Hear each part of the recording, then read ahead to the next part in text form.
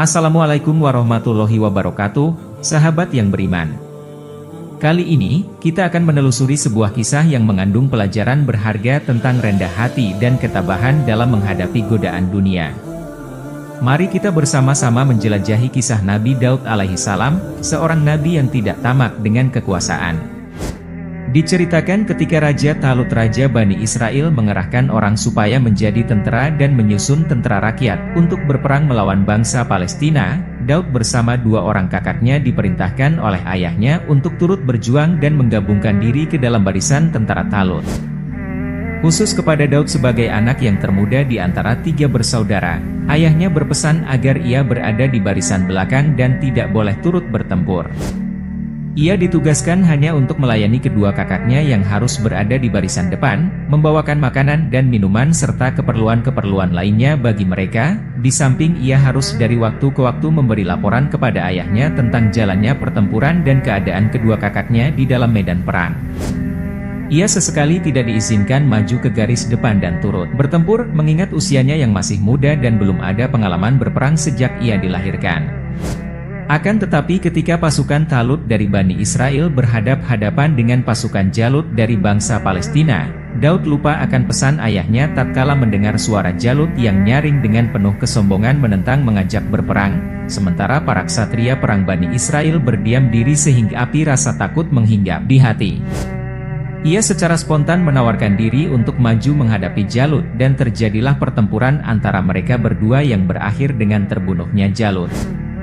Sebagai imbalan bagi jasa Daud mengalahkan Jalut, maka dijadikan menantu oleh Talut dan dinikahkannya dengan putrinya, sesuai dengan janji yang telah diumumkan kepada pasukannya bahwa putrinya akan dinikahkan dengan orang yang dapat bertempur melawan Jalut dan mengalahkannya.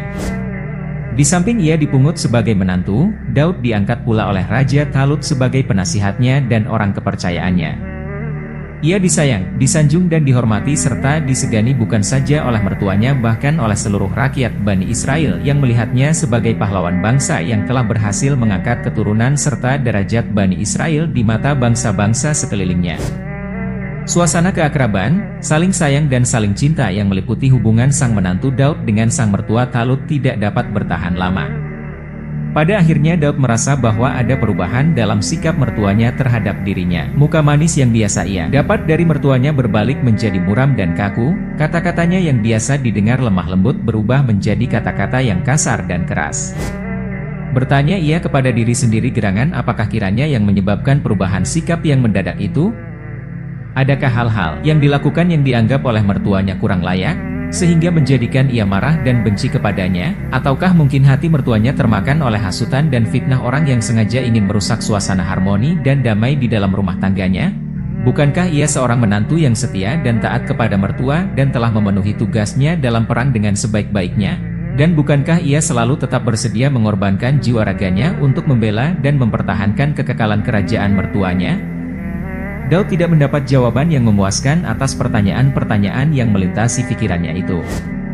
Ia kemudian kembali kepada dirinya sendiri dan berkata dalam hatinya, mungkin apa yang ia lihat sebagai perubahan sikap dan perlakuan dari mertuanya itu hanya suatu dugaan dan prasangka belaka dari pihaknya, dan kalaupun memang ada maka mungkin disebabkan oleh urusan-urusan dan masalah-masalah pribadi dari mertua yang tidak ada sangkut pautnya dengan dirinya sebagai menantu. Demikianlah dia mencoba menenangkan hati dan pikirannya yang galau. Pada suatu malam gelap yang sunyi senyap, ketika ia berada di tempat tidur bersama istrinya Michal, Daud berkata kepada istrinya, "Wahai Michal, entah benarkah aku atau salahkah aku dalam tanggapanku, dan apakah hanya dugaan hatiku belaka tentang apa yang aku lihat dalam sikap ayahmu terhadap diriku? Aku melihat akhir-akhir ini ada perubahan sikap dari ayahmu terhadap diriku.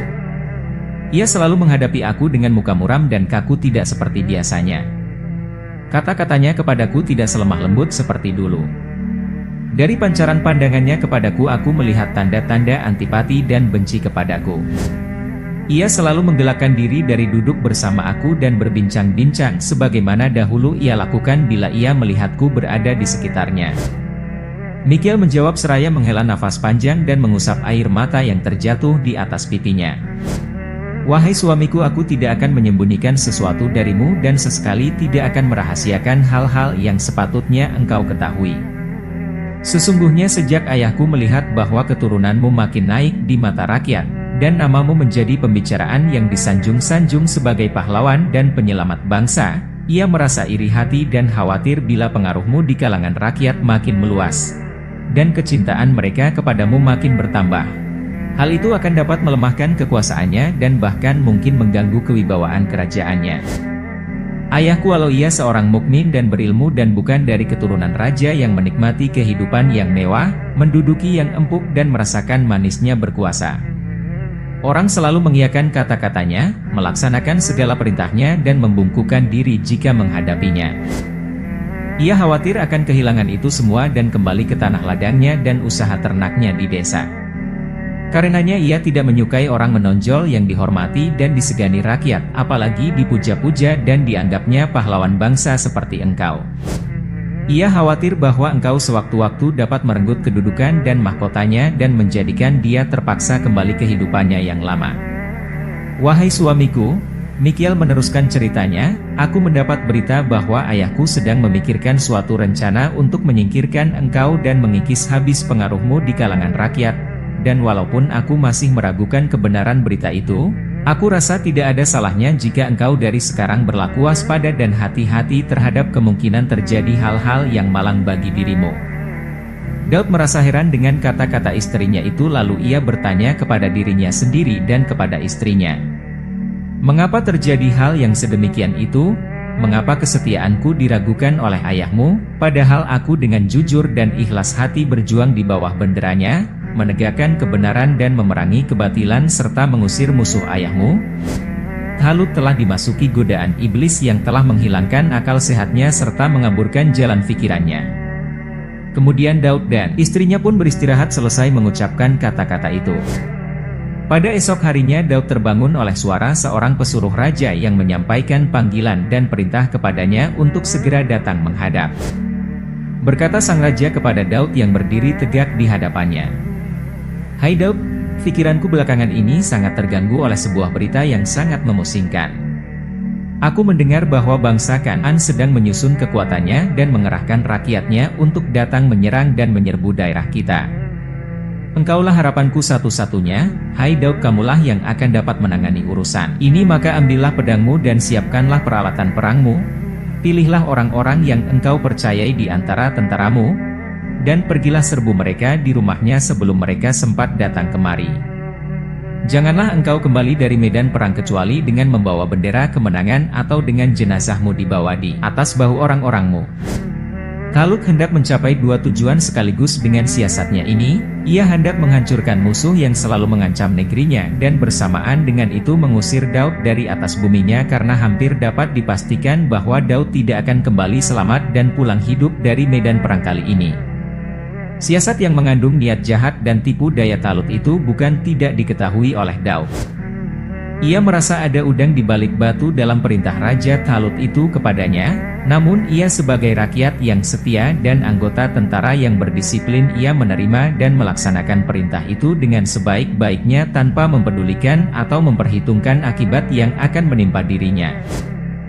Dengan bertawakal kepada Allah, berpasrah diri kepada takdirnya dan berbekal iman dan takwa di dalam hatinya, berangkatlah Daud beserta pasukannya menuju daerah bangsa Kan'an.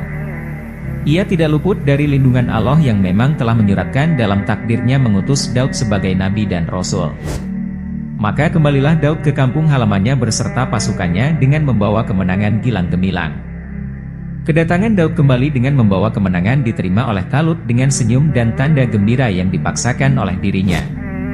Ia berpura-pura menyambut Daud dengan penghormatan yang besar dan puji-pujian yang berlebih-lebihan, namun dalam dadanya makin menyala-nyala api dendam dan kebenciannya, apalagi disadarinya bahwa dengan berhasilnya Daud membawa kemenangan, pengaruhnya di mata rakyat makin naik dan makin dicintainyalah ia oleh Bani Israel. Sehingga di mana saja orang berkumpul tidak lain yang diperbincangkan hanyalah tentang diri Daud, keberaniannya, kecakapannya memimpin pasukan dan kemahirannya menyusun strategi dengan sifat-sifat satria yang dapat mengalahkan bangsa Kan'an dan membawa kemenangan yang menjadi kebanggaan seluruh penduduk negeri. Gagallah siasat Talut menyingkirkan Daud dengan meminjam tangan orang-orang Kan'an. Ia kecewa tidak melihat jenazah Daud diusung oleh orang-orangnya yang kembali dari medan perang sebagaimana yang ia harapkan, tetapi ia melihat Daud dalam keadaan segar bugar gagah perkasa, berada di hadapan pasukannya menerima sorak-sorai rakyat sebagai tanda cinta kasih sayang mereka kepadanya, sebagai pahlawan bangsa yang tidak terkalahkan. Talut yang dibayangi rasa takut akan kehilangan kekuasaan melihat makin meluasnya pengaruh Daud, terutama sejak kembalinya dari perang dengan bangsa Kan'an, kemudian berpikir bahwa jalan satu-satunya yang akan menyelamatkan dia dari ancaman Daud ialah membunuhnya secara langsung. Lalu diaturlah rencana pembunuhannya sedemikian cermatnya sehingga tidak akan menyeret namanya ke dalam konspirasi ini. Michal, istri Daud yang dapat mencium rancangan jahat ayahnya itu, segera memberitahu kepada suaminya, agar ia segera menjauhkan diri dan meninggalkan kota secepat mungkin sebelum rancangan jahat itu sempat dilaksanakan.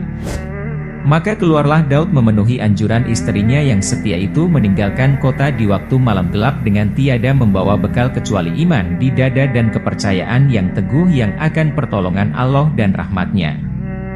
Setelah berita menghilangnya Daud dari istana raja diketahui oleh umum, maka berbondong-bondonglah menyusul yaitu saudara-saudaranya, murid-muridnya dan para pengikutnya mencari jejaknya untuk menyampaikan rasa setia kawan mereka serta menawarkan bantuan dan pertolongan yang mungkin diperlukannya. Mereka menemui Daud sudah agak jauh dari kota, ia lagi istirahat seraya merenungkan nasib yang ia alami sebagai akibat dari perbuatan seorang hamba Allah yang tidak mengenal budi baik sesamanya dan yang selalu menuruti hawa nafsunya sekadar untuk mempertahankan kekuasaan duniawinya. Hamba Allah itu tidak sadar, Daud berpikir bahwa kenikmatan dan kekuasaan duniawi yang ia miliki adalah pemberian Allah yang sewaktu-waktu dapat dicabutnya kembali daripadanya. Dikutip dari kitab Qasas Al-Anbiya, karya Ibnu Katsir. Kisah ini mengajarkan kepada kita pentingnya rendah hati, ketabahan, dan kepercayaan kepada Allah dalam menghadapi ujian dan godaan dunia. Daud alaihissalam adalah contoh nyata seorang hamba yang teguh dalam iman, tidak terhanyut oleh gemerlap dunia, dan tidak tamak dengan kekuasaan yang bisa merusak hati manusia. Terima kasih telah menonton, jangan lupa like, subscribe, dan bagikan video ini kepada teman-teman yang lain. Wassalamualaikum warahmatullahi wabarakatuh.